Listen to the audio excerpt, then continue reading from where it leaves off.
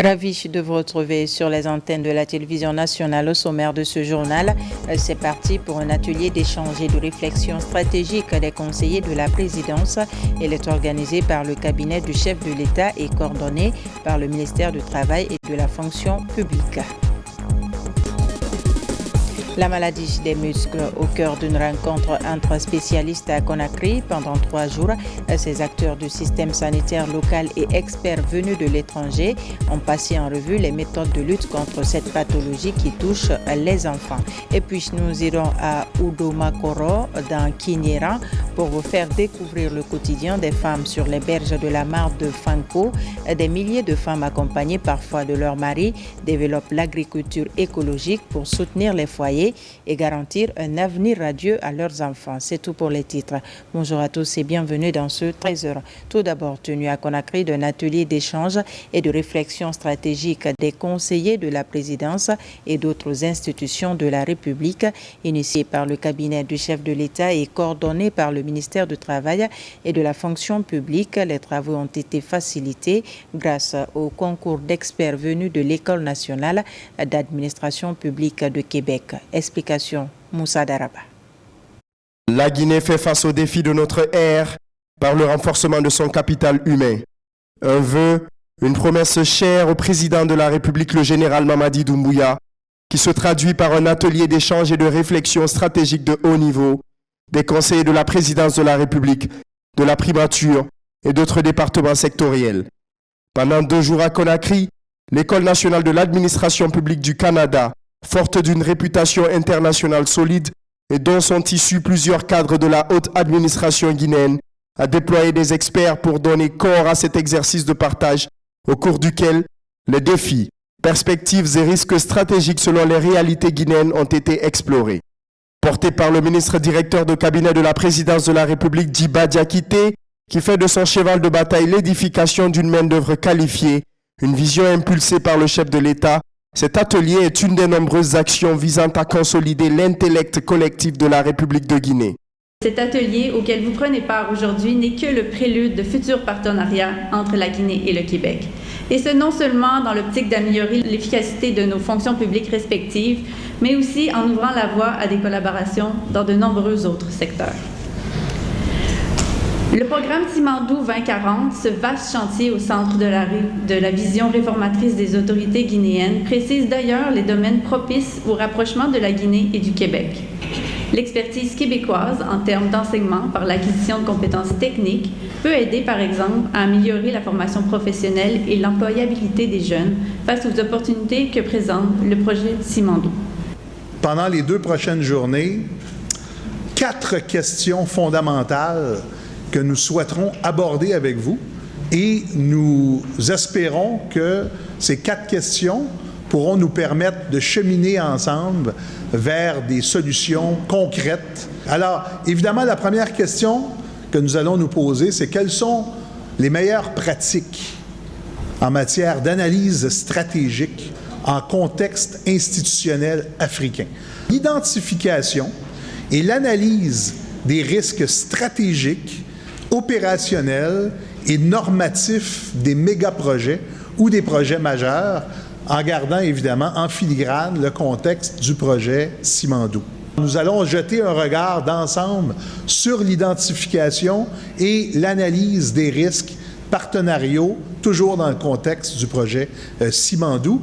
Et nous terminerons avec, évidemment, les meilleures pratiques, comment adresser les véritables défis de gestion associés aux risques spécifiques des mégaprojets. La valorisation du capital humain, au-delà des mots, se matérialise donc par l'ouverture de la haute administration guinéenne aux plus grands instituts de sciences et du savoir. Rendre ainsi compétitifs les Guinéens et les préparer aux enjeux qui s'annoncent, notamment dans la perspective du démarrage du plus grand projet minier du monde, Simandou, ainsi que dans la mise en œuvre du programme de développement qui en découlera à l'horizon 2040, telle est l'ambition nourrie par les autorités guinéennes. Cet atelier de réflexion et d'échange de haut niveau intervient dans un contexte particulier pour notre pays, marqué par la mise en œuvre du programme Simandou 2040, un programme d'envergure qui façonnera l'avenir économique et institutionnel de notre pays, la République de Guinée. À travers ce programme Simandou et d'autres réalisations en cours dans notre pays, Son Excellence, Monsieur le Président de la République, chef de l'État, chef suprême des armées, le général Mamadi Doumbouya, vient de démontrer qu'une nouvelle Guinée est bien possible dans une Afrique décomplexée. L'exemple vient d'en haut et l'imitation d'en bas, dit-on. C'est ainsi que le ton a été donné pour 2 jours de réflexion en vue de mieux cerner les enjeux liés au nouveau paradigme et aux défis émergents pour l'administration guinéenne. L'objectif de ce cadre d'échange n'est pas de dispenser une formation, mais de favoriser une dynamique d'interaction et d'apprentissage mutuel entre les facilitateurs ayant des expériences similaires et les conseillers et hauts cadres mobilisés. Dans un monde en perpétuelle mutation, il est impératif que notre administration développe des capacités d'adaptation et d'anticipation face aux enjeux stratégiques actuels. Cette initiative du cabinet de la présidence de la République ayant permis de mobiliser des experts de haut niveau de l'École nationale d'administration publique du Québec traduit la volonté du chef de l'État de renforcer la capacité d'analyse et de gestion stratégique des conseillers des administrations stratégiques de notre pays. Cet atelier qui permettra également de développer les outils efficaces pour contribuer à la réussite des chantiers de la refondation s'est conclu par une rencontre dînatoire au cours de laquelle les différents intervenants ont non seulement exprimé leur satisfaction, mais se sont évidemment projetés sur des perspectives heureuses. Le chef de la diplomatie guinéenne, le Dr Maurice Anda Kouyaté, qui a pris la parole au nom du gouvernement, ainsi que le représentant de la délégation canadienne, n'ont pas manqué de mots pour saluer la noblesse de l'initiative et la haute ambition du général Mamadi Doumbouya visant à valoriser et rendre performante l'administration guinéenne. Je suis sûr et certain que cette vision du chef de l'État sera une boussole pour le reste du monde, pour savoir que la base de tout pays, ce n'est pas les élections. La base de tout pays, ce ne sont pas des slogans politiques. La base d'un pays, c'est le quotidien au réveil jusqu'au coucher du plus petit habitant dans le plus petit hameau. Et c'est ça que veut le chef de l'État, que ce plus petit habitant dans le plus petit hameau ressente qu'il a sous la terre et sur la terre quelque chose que Dieu lui a donné et qu'il peut en profiter. C'est cela, Simandou 2040. S'il y a un domaine actuellement où le Québec peut et doit accompagner la Guinée dans sa stratégie de développement, c'est bien dans le secteur de la formation et de l'éducation de façon large. Et je dirais beaucoup plus marqué pour la Guinée, avec son projet du siècle. Je vous le dis par expérience, Simandou, c'est une mine du siècle, vraiment. Parce que dans un siècle, c'est rare de voir 2 projets comme Simandou. L'honneur est revenu ensuite à la ministre des Postes et Télécommunications, en tant que fruit de l'enseignement supérieur canadien, de s'adresser aux participants au nom du ministre directeur de cabinet. Aujourd'hui, je veux juste mettre un accent sur le fait que le 2e axe de ce grand programme Simandou, c'est l'éducation, la culture. C'est notre fer de bataille. C'est là que nous savons que nous aurons une richesse durable, éperdument. Si nous réussissons à consolider notre capital humain, nous aurons réussi notre pari du grand programme Simandou. C'est la vision du chef de l'État. D'autres initiatives s'inscrivant dans le même registre sont notamment la construction de plusieurs établissements scolaires, l'initiation et la finalisation de nombreux ouvrages dans les institutions d'enseignement supérieur, le lancement de programmes d'équipement et de formation dans les métiers du numérique, la mise en place du Prytanée militaire, le lancement très prochain de Simandou Academy. Comme l'a récemment fait remarquer le ministre directeur de cabinet de la présidence de la République et président du comité stratégique de Simandou, je cite, « Conformément à la vision du chef de l'État, son Excellence le général Mamadi Doumbouya, le capital humain est au cœur du programme de développement socio-économique durable et responsable Simandou 2040. À travers l'initiative Simandou Academy, nous affirmons notre engagement à former les cadres guinéens et les générations futures, un élément clé pour garantir notre souveraineté. » Fin de citation. 11e édition de l'Assemblée générale de la plateforme des régulateurs de l'audiovisuel de l'espace UEMOA et la Guinée. Au cours de ce conclave, la Guinée a été honorée à travers l'élection à la vice-présidence de cette organisation sous-régionale du président de la Haute Autorité de la Communication. Les images de nos confrères de la RTBF sont commentées par Amadou Touré. Lutte contre le piratage des contenus audiovisuels via Internet était le thème de ce colloque international tenu à Ouagadougou, capitale du Burkina Faso. La Guinée a été représentée par Boubacar Yassine Diallo, président de la Haute Autorité de la Communication HAC, à cette importante rencontre sous-régionale. Une occasion pour ce journaliste, reconnu par ses pairs, de se prononcer sur les conséquences de ce fléau pour la production audiovisuelle en Afrique. Pour assainir le secteur des médias, pour promouvoir la liberté de la presse qui s'adosse sur la liberté d'expression, nous avons le devoir de protéger le contenu des œuvres cinématographiques et télévisuelles. Cette rencontre, qui est également la 11e Assemblée générale des présidents de la plateforme de régulation de l'audiovisuel de l'espace UEMOA et la Guinée, a servi d'occasion pour l'élection du Guinéen Boubacar Yassine Diallo comme vice-président de la plateforme des régulateurs de l'audiovisuel de l'espace UEMOA. Il devient ainsi la deuxième personnalité de cette instance après le président de la Haute Autorité de l'audiovisuel et de la communication du Togo, qui a été désigné président de la plateforme pour un mandat de 2 ans. Le piratage des contenus audiovisuels expose les créateurs à la mendicité, ce qui est inacceptable. Les créateurs de contenu doivent vivre du revenu de leur labeur et c'est à nous, parmi d'autres, de les protéger.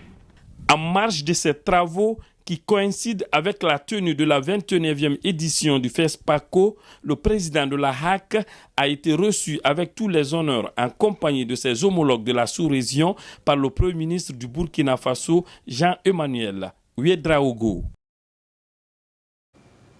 C'est officiel, la Banque centrale de Guinée inaugure une nouvelle agence à Kankan. L'édifice est implanté au quartier Kourialin pour livrer des opérations tant attendues, un modèle commercialement offensif et plus efficace au service des clients. En agrandissant ses écuries, la BCRG mise sur la proximité pour répondre aux besoins et exigences. Yamoukaba, compte rendu.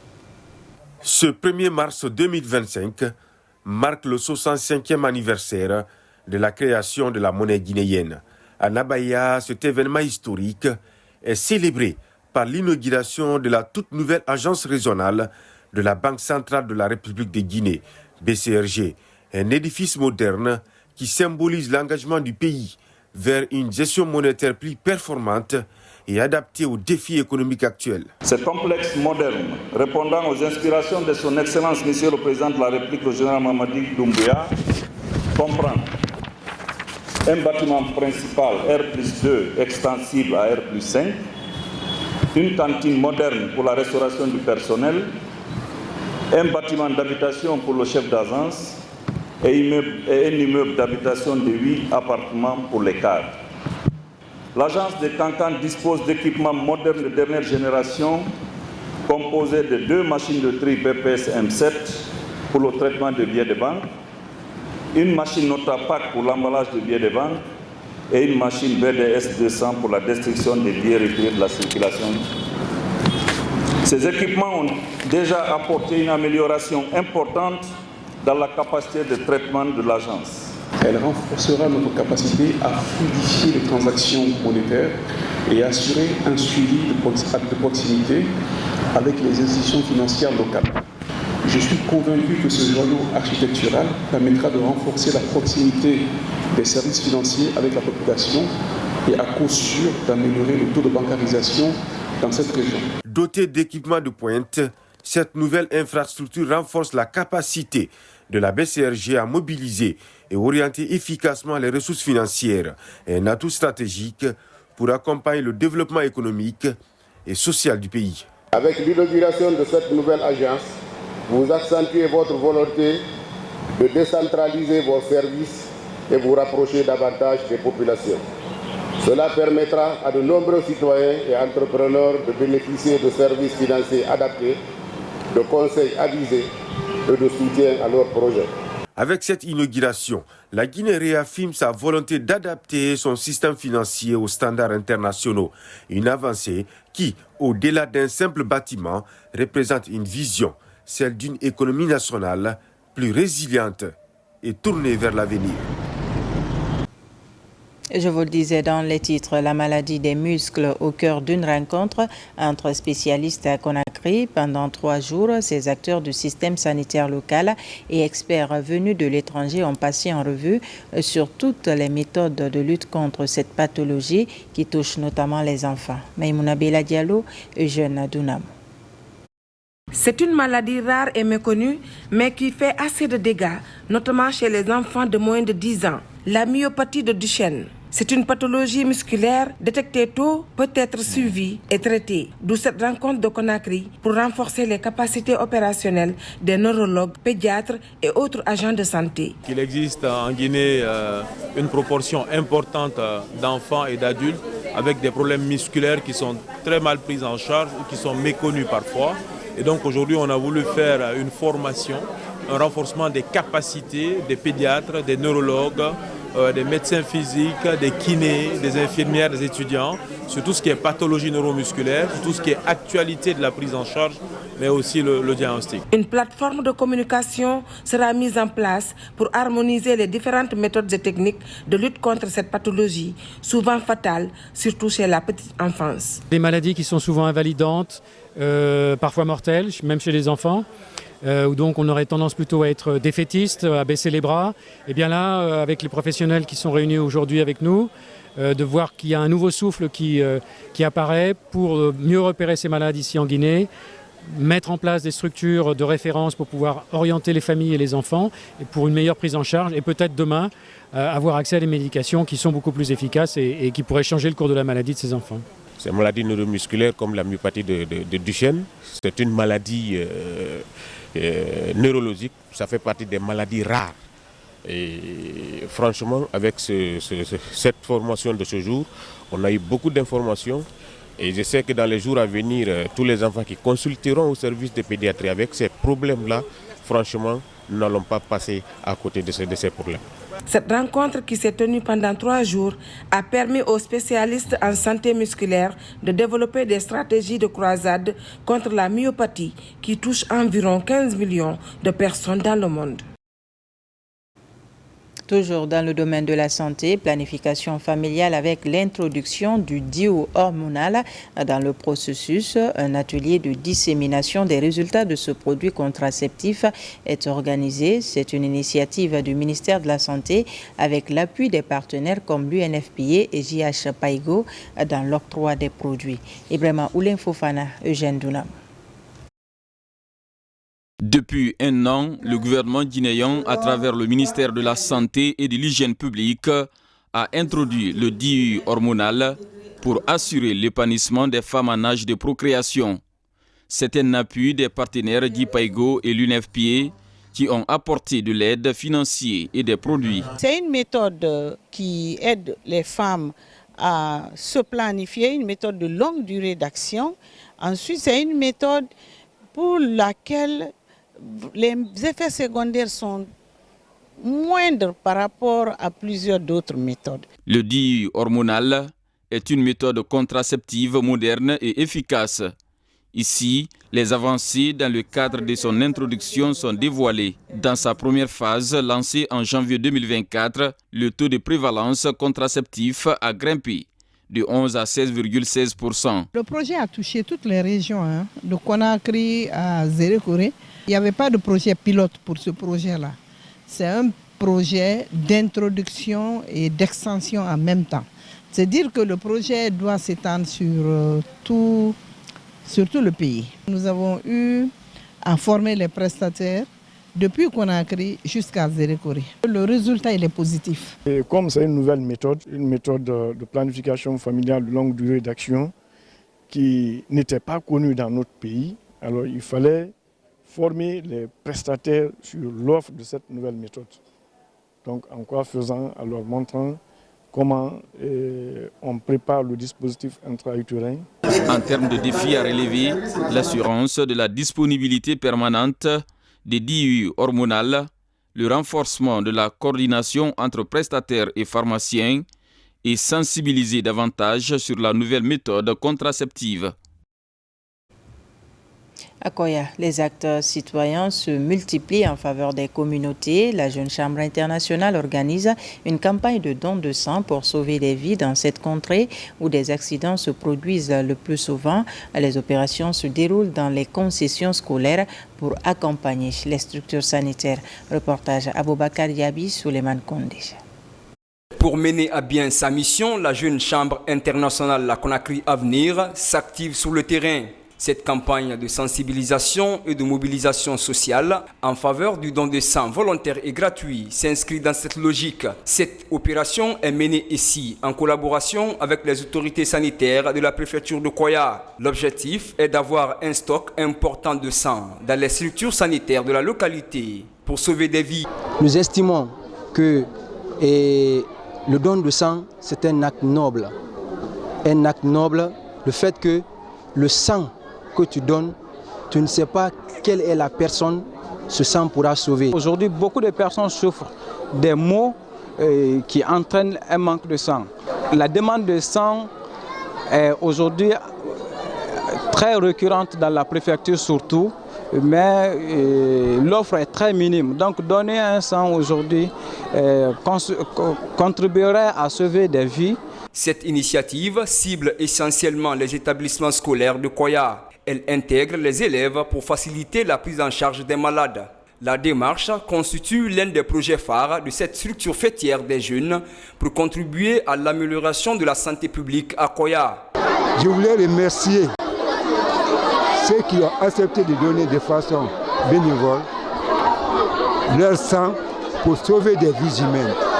Parce qu'on ne sait pas qui en aura besoin. Donner le sang sauve la vie des humains, parce que c'est très important. En cas de maladie. Le manque de sang dans les structures sanitaires du pays reste une problématique non négligeable pour les autorités sanitaires et les citoyens. Depuis 2013, ces jeunes leaders de Koya ne cessent de mobiliser toutes les couches sociales en faveur du don de sang volontaire et gratuit pour faciliter la prise en charge des malades dans les différentes structures hospitalières de leurs zones respectives. La direction Kassa où des causeries sur l'importance des serviettes hygiéniques sont initiées dans les concessions scolaires. Après sensibilisation, des kits ont été distribués aux jeunes filles. C'est une manière de préserver leur santé et les maintenir à l'école. C'est une des activités du Lions Club Conakry Yara. Moussa Bangoa. C'est une campagne de sensibilisation et de distribution de serviettes hygiéniques. Ici à Kassa, dans les établissements scolaires publics, des causeries éducatives sont organisées sur l'importance de l'utilisation des serviettes hygiéniques. La cible principale, les jeunes filles du primaire, collège et lycée. Pour chaque jeune fille, on a tenu compte, comme je l'ai dit, de plusieurs aspects, notamment un kit va servir pour une jeune fille toute l'année. Il faut aussi rappeler que cette activité vise à promouvoir la santé, l'éducation et l'émancipation des jeunes filles. Le Lions Club Conakry Yara pilote l'événement. Le but est d'amener ces jeunes filles à un changement de comportement afin de préserver leur santé en milieu scolaire. Pour avoir ça, c'est très difficile. Donc, vous avez fait tout ça là. Donc, ça va les très servir. Donc, je suis très heureux. Je leur dirais de bien conserver ça jusqu'à l'année prochaine. C'est d'en venir faire ces dons à leurs sœurs, à leurs nièces. Vraiment, on ne fait que s'en féliciter et les remercier. Et mutuellement, se confier l'un à l'autre. D'autres activités sont prévues les jours à venir par ce mouvement de jeunes qui œuvrent pour l'accompagnement des jeunes filles en situation difficile. À présent, je vous amène à Oudomakoro, dans Kinyera, village primitif des Saro, pour vous faire découvrir le quotidien des femmes sur les berges de la mare de Fanko. Des milliers de femmes accompagnées parfois de leurs maris développent l'agriculture écologique pour soutenir les foyers et garantir un avenir radieux à leurs enfants. Beaucoup de difficultés font baisser leur production ces dernières années, comme nous le montre ce reportage signé Moussa Koumara.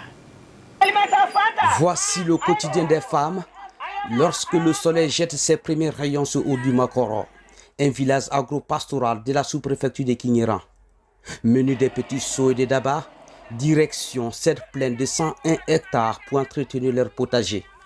Une activité de Russes qu'elles ont hérité de leurs ancêtres venus s'installer au bord de cette mare Fanko en disparition il y a plus de 800 ans. Nous ne sommes pas dans les mines. Nos maris sont fatigués et nos enfants sont à l'école. Que deviendrons-nous si on ne fait pas le maraîchage? Surtout si nos ancêtres ne nous avaient pas laissé cette terre cultivable. Sur cette plaine à perte de vue, des variétés de légumes sont produits. Le manque d'eau dans la mare Fanko, de motopompes et produits contre les ravageurs font perdre la production chaque année. Une situation préoccupante pour ces habitants de Oudomakoro, dont la principale activité reste l'agriculture. Nous ne gagnons pas assez d'argent sur nos productions. Il y a trop de souffrance que de rendement. Nos potagers sont envahis par les bétails. Il n'y a plus de grillage ni d'eau pour arroser après la récolte. Difficile aussi pour nous de trouver des clients. Nos productions se limitent seulement à Koundian, Loïla ou Kinyeran. À Oudomakoro, les femmes restent en première ligne de l'agriculture écologique. Elles sont souvent assistées par leurs maris, à l'image de ce couple sexagénaire en pleine activité de désherbage ce matin. Ma femme est fatiguée. C'est pourquoi, des fois, je m'efforce à venir l'aider pour nourrir les enfants et faire des revenus pour scolariser les enfants qui sont nos espoirs pour demain. Aucune de ces femmes n'a bénéficié jusque-là d'une formation en nouvelles techniques culturelles. Elle espère un appui constant des autorités ou ONG pour augmenter leur rendement. Surtout, leur aider à curer le lit de la mare Fanko, complètement tari. Sur un tout autre plan, dans le cadre de la promotion des technologies de l'information et de la communication, des filles et femmes membres du Conseil national des femmes de Guinée sont à l'école à Kindia. La rencontre regroupe les points focaux communication de cette plateforme de la société civile. C'est une synergie ministère de la promotion féminine et le Fonds de consolidation de la paix. Falilou Diallo, Alphaïsi Agaba, Fanalabaya Kamara. Selon une enquête menée par la Banque mondiale, les femmes ne représentent qu'un tiers de la main-d'œuvre dans les nouvelles technologies de l'information et de la communication, et le fossé est plus large en Afrique au sud du Sahara, avec seulement 37%. C'est pour inverser cette tendance que se tient cette rencontre de Kindia. À cette ère du numérique, l'accès aux services digitaux est essentiel pour l'autonomisation des femmes et la réduction des inégalités de genre.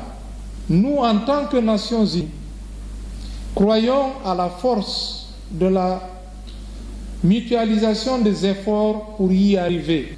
Souvent, les femmes sont en liesse pour réclamer leurs droits. C'est du théâtre. Le droit ne se réclame pas.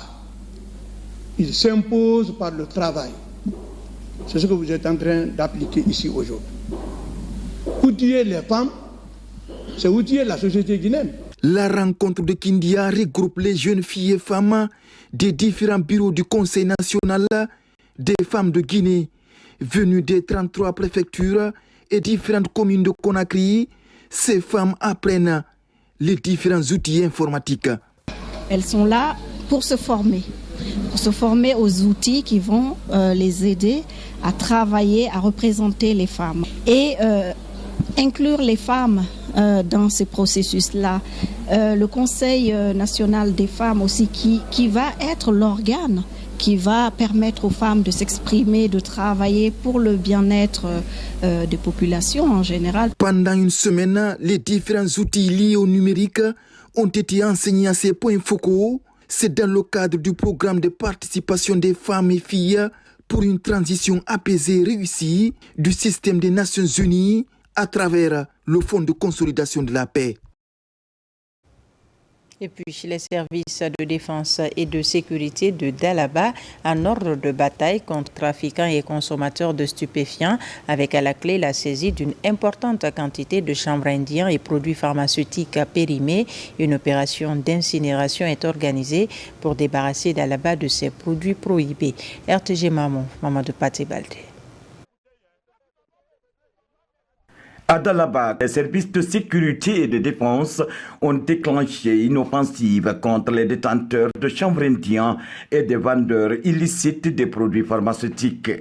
Après plusieurs opérations de contrôle sur le terrain, ils ont mis main sur une quantité importante de produits impropres à la consommation. C'est grâce à la bonne collaboration des citoyens de Dalaba pour nous mettre sur la piste de ces produits que vous voyez devant vous ce matin-là, à savoir une quantité de produits pharmaceutiques et une quantité aussi de chanvre indien, dont on a procédé à l'interpellation de ces personnes et on a dressé les procès-verbaux et les mettre à la disposition de la justice.